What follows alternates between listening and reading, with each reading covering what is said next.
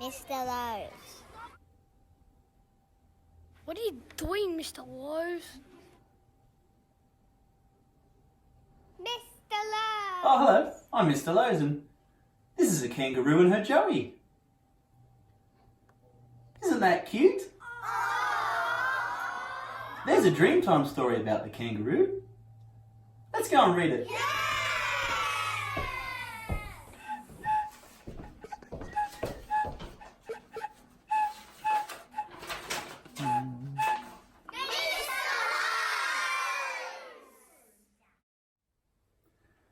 How the Kangaroos Got Their Tails.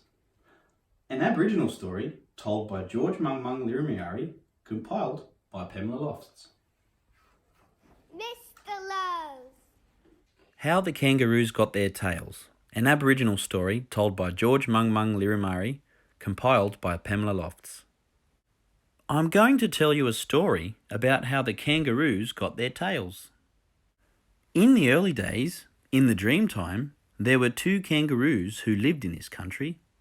One came from the hills, the other from the plains. The plains kangaroo was a big kangaroo with long arms and long legs. The hill kangaroo was a small kangaroo with short arms and short legs. One day, the short-armed kangaroo was walking around hunting for sugarbag, wild bush honey. You can find sugarbag by watching the bees and following them to their hive where they make the honey.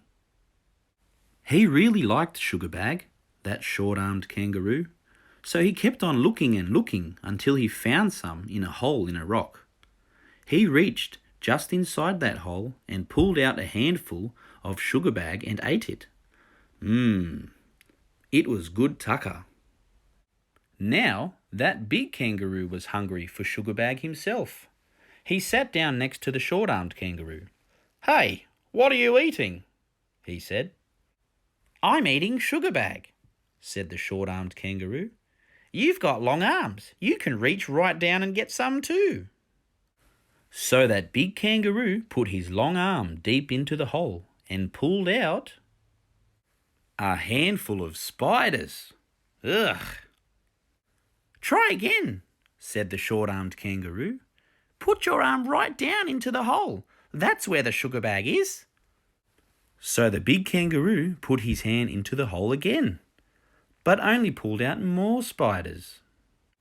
The short-armed kangaroo kept reaching just inside the hole and pulling out more and more sugarbag.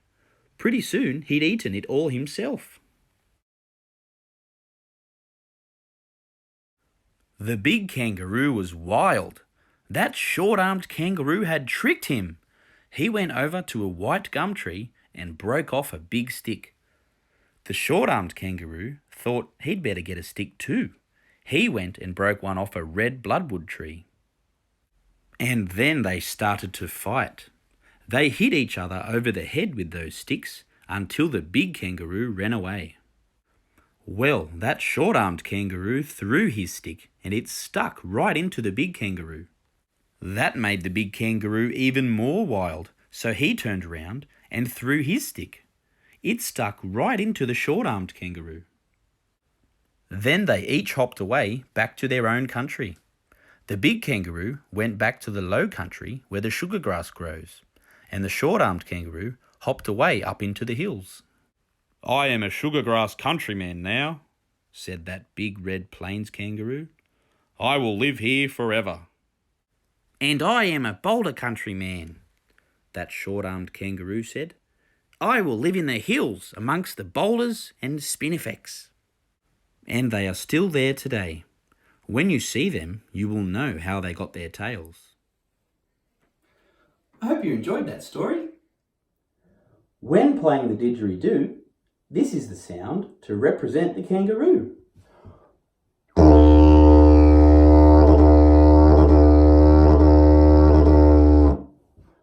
To represent the joey, we go a little bit faster.